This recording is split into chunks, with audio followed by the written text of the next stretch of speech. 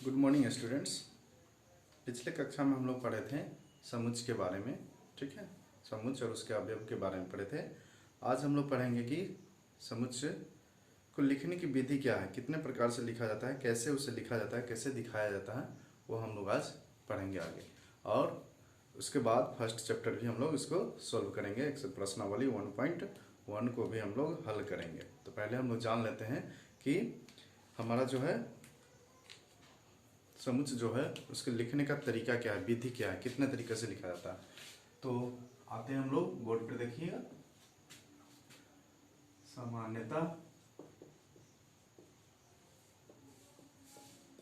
समुच्चय को दो विधि या तरीके से दर्शाया जाता है।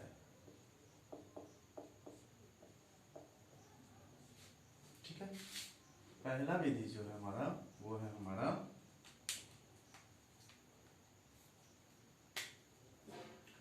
रोस्टर या सारणीबद्ध रूप। ठीक है, इसमें क्या होता है, इसमें हम लोग जो लिखते हैं समुच्चय को लिखते जो है एक सारणीबद्ध तरीके से लिखते हैं। ठीक है, सारणीबद्ध तरीके से लिखा जाता है। इस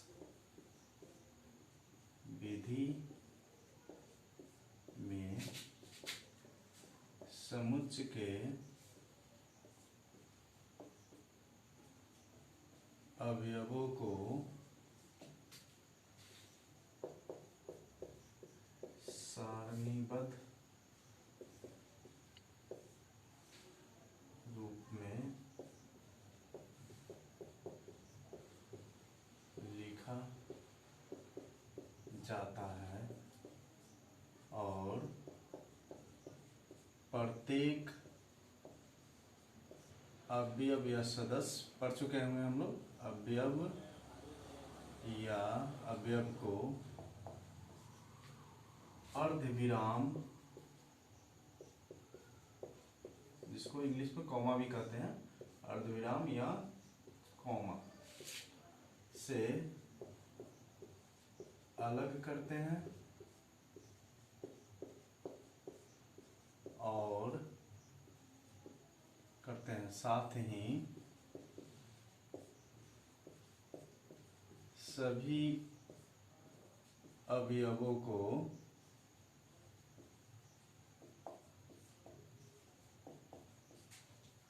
मझले कोष्ठ, जिसको हम लोग मिडिल ब्रैकेट कहते हैं, मझले कोष्ठ के अंदर लिखते हैं। समझ में आया कि इस विधि में क्या होता है, समुच्चय के अवयवों को जो लिखा जाता है एक सारणीबद्ध रूप से, एक सीरियली रूप से, समझिए एक सुसंगठित ढंग से लिखा जाता है। और वो सभी जो अवयव होते हैं उसको अर्धविराम या कॉमा के द्वारा अलग अलग किया जाता है। और ये सभी जो होते हैं मझले ब्रैकेट यानी मिडिल ब्रैकेट, मझले कोष्ठ के अंदर लिखा जाता है। तो इस तरह के लिखने की विधि को, तरीका को, रूप को ही क्या कहते हैं, रोस्टर या सारणीबद्ध रूप कहते हैं। एग्जाम्पल के तौर पे देखिएगा, उदाहरण एक हमने सेट लिया। ठीक है, ए, इसमें हमारा अल्फाबेट लिखा हुआ है AEIOU। इसमें क्या है, ये सभी जो है अवयव है, हमारे सदस्य हैं, और ये बीच में अर्धविराम है, और ये मझले ब्रैकेट से क्या है, बंद है। मझले ब्रैकेट के अंदर ही, मझले कोष्ठ के अंदर ही इसको लिखा गया है। तो इस तरह के लिखने की तरीका को ही हम लोग रोस्टर या सारणीबद्ध रूप या तरीका कहते हैं। समझ में आ गया होगा बच्चों? ठीक है, अब बढ़ते हैं आगे। दूसरा जो है हमारा, दूसरा तरीका है समुच्चय निर्माण विधि या रूप। इंग्लिश में इसको सेट बिल्डर फॉर्म भी कहते हैं। विधि कहिए या रूप कहिए, वहाँ रूप लिखे तो यहाँ भी रूप ही लिखते हैं। ठीक है। इस विधि में इस रूप में क्या होता है, इस रूप में इसके विशिष्ट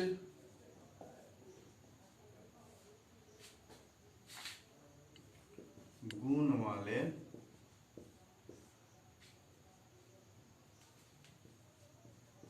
अवयवों को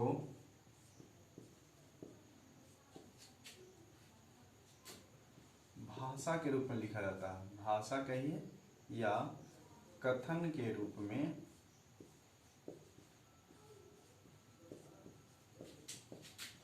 लिखा जाता है। इसमें x सच डेट x यानी इस x इसमें x के रूप में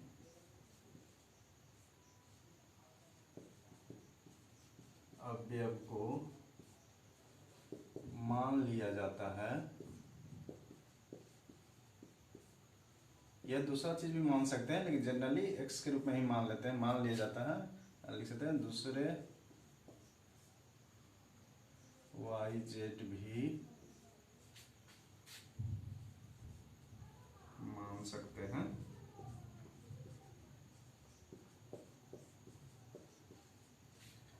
x के रूप में अवयव को मान लिया जाता है और बीच में क्या लिखा जाता है, कोलन। इसको क्या कहते हैं, कोलन। ये साइन होता है कोलन का, ठीक है। कोलन के बाद फिर उस विशेष कथन को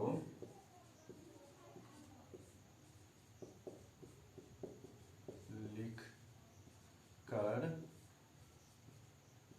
अंत में इसे मझले ब्रैकेट से मझले कोष्ठ में बंद कर दिया जाता है या बंद कर दिया जाता है, ठीक है। इसमें लिखने का क्या तरीका है कि एक विशिष्ट गुण को बताता है, वैसा गुण दूसरे का नहीं होगा, वैसा ही कथन वैसा ही भाषा दिया जाता है। जो कथन फिर दूसरे जगह दूसरा कोई अवयव उसका नहीं मिले वैसे को लिखा जाता है। और जनरली इसको सामान्यतः इसको x के रूप में मान लिया जाता है, x माना जाता है। y z कुछ भी मान सकते हैं, लेकिन आपको बुक में भी देखिएगा तो जस्ट सभी जगह लगभग x ही माना गया है। तो x के रूप में भी लिख सकते हैं, दूसरा भी लिख सकते हैं। और उसके बीच में कोलन होता है। इस कोलन का जो मतलब होता है, कोलन का अर्थ जहां होता है, ठीक है। कोलन का अर्थ क्या होता है, जहां होता है, ठीक है, जहां होता है, ठीक है। एक उदाहरण के तौर पर आप देखिएगा तो यहां से आपको क्लियर हो जाएगा। हम मान लेते हैं कोई एक सेट हमारा क्या है, b है। इसको हम लोग लिखते हैं x कोलन x एक विषम प्राकृत संख्या है, एक विषम प्राकृत संख्या है, ठीक है। यहां देखिए इस कोलन का मतलब हुआ x, जहां x एक क्या है, इस कोलन का मतलब हुआ जहां। जहां बोल सकते हैं हम लोग क्या पढ़ेंगे, x जहां x एक विषम प्राकृत संख्या है। यही हमारा सेट क्या कहलाया आपका, इस तरीके के लिखने वाले सेट को, इस तरीके से लिखने जो सेट को लिखते हैं उसको हम लोग समुच्चय निर्माण विधि या समुच्चय निर्माण विधि या उसका रूप कहते हैं। और इसमें क्या होता है, विशिष्ट गुण वाले एक विशिष्ट यानी विषम प्राकृत संख्या लिखा गया तो विषम प्राकृत संख्या ही आएगा, उसके अलावा दूसरा उसका कोई अवयव नहीं आएगा। तो इसको हम लोग कहते हैं, इस तरह के लिखने की विधि को हम लोग कहते हैं समुच्चय निर्माण विधि। तो समझ में आ गया होगा बच्चों, ठीक है।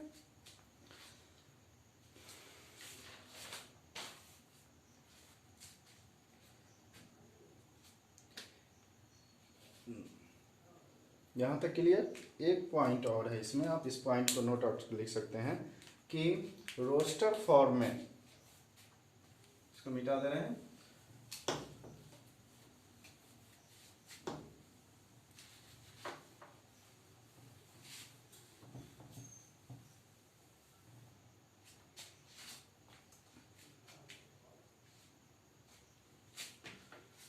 रोस्टर फॉर्म में या रोस्टर रूप में किसी भी रोस्टर रूप में किसी भी अवयव को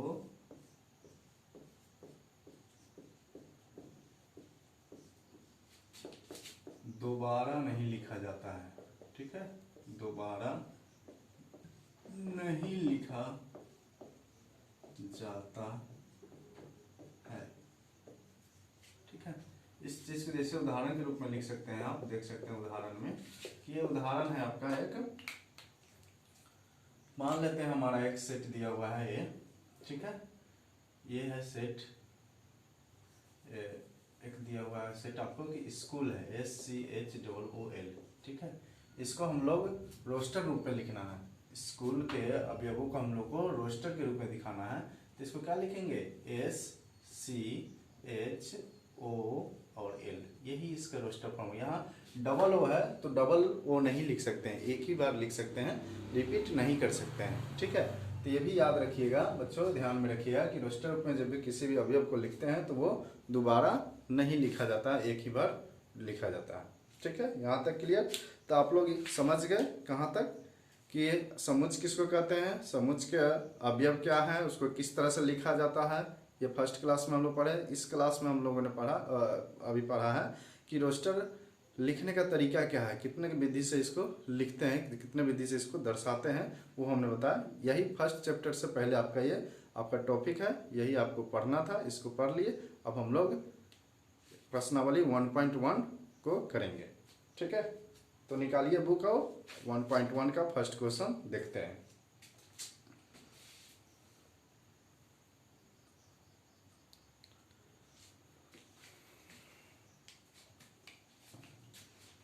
चलिए बच्चों, अब हम लोग निकलते हैं फर्स्ट चैप्टर प्रश्नावली 1.1 का क्वेश्चन करते हैं। प्रश्नावली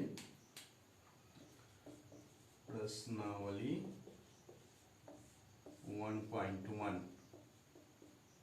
NCERT बुक ही है, NCERT बुक। ठीक है, इसका हम लोग फर्स्ट एक्सरसाइज कर रहे हैं। इसमें पहला क्वेश्चन कह रहा है कि आपको देख सकते हैं आप बुक में क्वेश्चंस देखिए। इसमें कह रहा है क्या, हमने इसको लिख रखा है इसलिए हम लोग नीचे से ले रहे हैं इसको। फर्स्ट क्वेश्चन इसका है कि निम्नलिखित में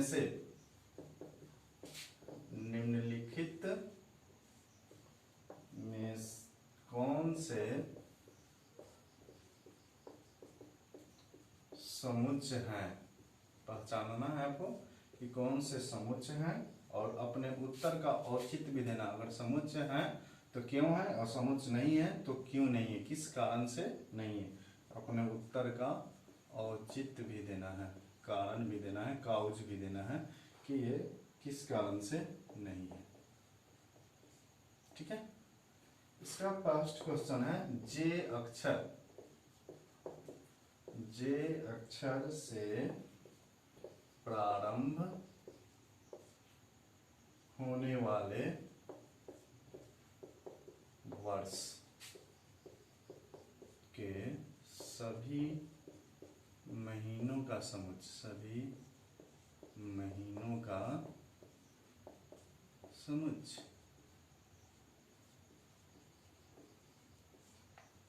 सभी महीनों का संग्रह है, समुच्चय नहीं, सॉरी, सभी महीनों का संग्रह। कह रहा है क्या क्वेश्चन कि ये जो है जे अक्षर से प्रारंभ होने वाले वर्ष के सभी महीनों का संग्रह, ये हमारा समुच्चय है या नहीं है। इसका जो हल होगा क्या होगा, ये समुच्चय होगा, क्योंकि ये परिभाषित है, इसको हम लोग पता कर सकते हैं। जे अक्षर से कौन कौन होता है, आपको जनवरी हुआ, जून हुआ, जुलाई हुआ, तो ये हम लोग डिफाइन है, वेल डिफाइन है, ये हमको लोग को परिभाषित है, इसलिए ये पता है, तो इसलिए क्या है, ये लिखेंगे समुच्चय है। किस कारण से है, क्योंकि ये क्या है, परिभाषित है, वेल डिफाइंड है, अच्छे तरह से परिभाषित है, इसलिए ये समुच्चय है। दूसरा कह रहा है क्या कि भारत के 10 सबसे अधिक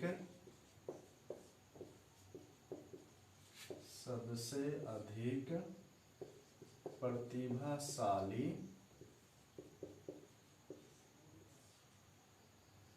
लेखकों का संग्रह। दिख रहे हैं बुक में, लेखकों का संग्रह लिख के करा दे रहे हैं, वैसे बोल के भी कर सकते थे, ठीक है, आप लोगों की सुविधा के लिए हम लिख रहे हैं। भारत के 10 सबसे अधिक प्रतिभाशाली लेखकों का संग्रह। इस चीज में आप समझिए कि प्रतिभाशाली कह रहा है, लेकिन किस आधार पर, ये आधार तो नहीं है, वेल डिफाइंड नहीं है, परिभाषित नहीं है कि हम किस आधार पर उसको प्रतिभाशाली कह सकते हैं। किसी भी लेखक को कैसे हम प्रतिभाशाली करेंगे? 10 वो प्रतिभाशाली हो सकता है, उससे ज़्यादा भी हो सकता है, लेकिन उसका आधार भी तो होना चाहिए कि किस आधार पर, किस रूप में, कौन सा लेखक, हिंदी का लेखक कि इंग्लिश का लेखक, कौन सा लेखक, वो गद्य का लेखक कि क्या, कि काव्य, ये आप क्या कहते हैं, और सब चीज़ जो अलग अलग तरह के होते हैं। तो ये यहाँ पे डिफाइन नहीं है, ये परिभाषित नहीं कि किस तरह के लेखक का बात किया जा रहा है। और वो 10 ही नहीं, 20 भी हो सकता है, 5 ही हो सकता है, 2 ही हो सकता है। तो ये डिफाइंड नहीं है, अच्छे तरह से परिभाषित नहीं है, इसलिए क्या है, ये समुच्चय नहीं है। इस आधार पर कह सकते हैं कि समुच्चय नहीं है, क्योंकि परिभाषित नहीं है। ठीक, तीसरा क्वेश्चन है हमारा, विश्व के सर्वश्रेष्ठ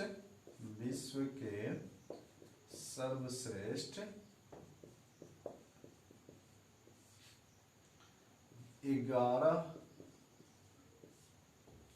बल्लेबाजों का संग्रह। बल्लेबाज समझते हैं आप लोग, बल्लेबाजों का संग्रह, बैट्समैन जिसको कहा जाता है। क्रिकेट जो लोग देखते होंगे, जिनको क्रिकेट में रुचि होगा वो समझते होंगे। तो 11 विश्व के सर्वश्रेष्ठ 11 बल्लेबाजों का संग्रह, ये भी डिफाइन नहीं है कि किस रूप में, कैसे हम उसको क्या कह सकते हैं, सर्वश्रेष्ठ कह सकते हैं। बल्लेबाजों को किस प्रकार से सर्वश्रेष्ठ कह सकते हैं? टेस्ट का सर्वश्रेष्ठ है कि 2020 का सर्वश्रेष्ठ है कि आपको वनडे का सर्वश्रेष्ठ है? तो ये भी डिफाइन नहीं है, इसलिए इसको भी क्या कहेंगे, ये भी हमारा समुच्चय नहीं है। ये भी क्या है, समुच्चय नहीं है। क्यों नहीं है? क्योंकि ये